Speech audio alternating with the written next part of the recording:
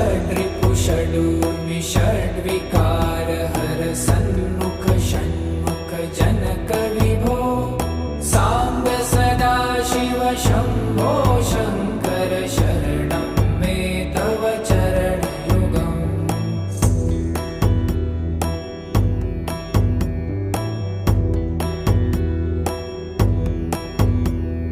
सत्यं ज्ञानमनन्तं ब्रह्मेति लक्षणलक्षितभो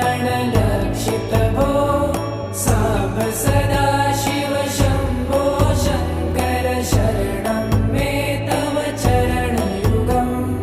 हा हा हू हू मुखसुरगायक